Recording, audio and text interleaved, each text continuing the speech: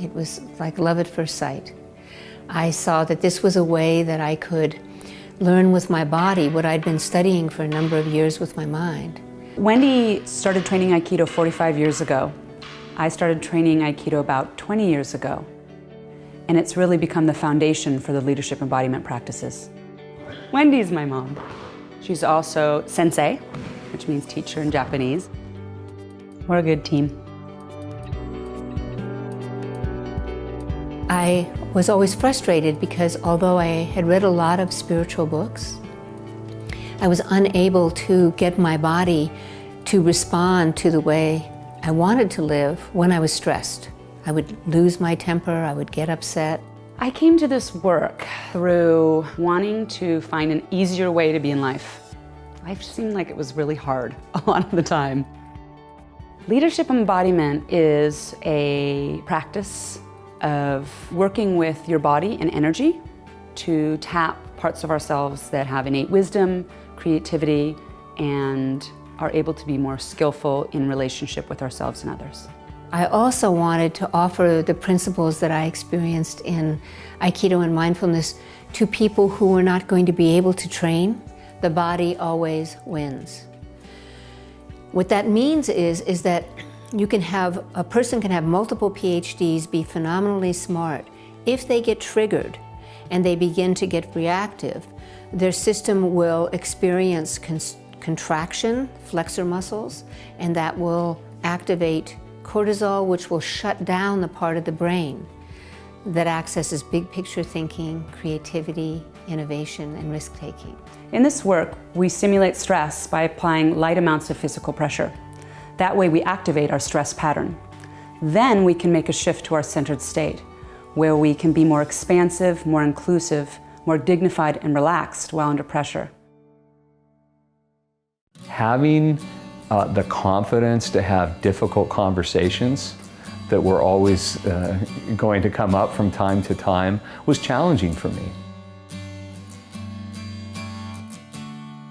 It's had a profound effect on my life. Just in terms of confidence, in terms of being more patient, patient with other people and patient with myself. It was fairly unsustainable, the pace at some points, and so I would let things drop. So usually those things were like my own health, my self-care. In engaging in this work, the amount of work stayed the same, but it allowed me to approach it in a different way. It allowed me to see the places in which I habitually go and make a different choice. My tendency was, when I was attacked or I felt I was attacked, that I would respond in kind. The work really got me to a point of being able to take a breath and slow things down, and to allow myself a chance to look at it from another perspective. Before this work, I had a really hard time saying no and being able to do so without feeling bad.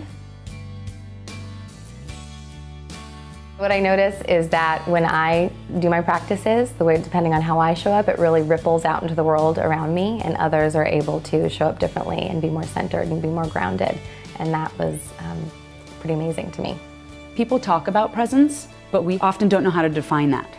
And we have exercises that we've created to help people develop their quality and skill of presence, how to be more connected, how to send a message of inclusivity.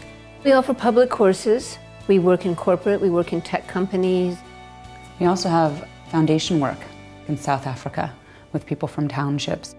People can work little by little by little, and that actually is faster than trying to make a huge shift.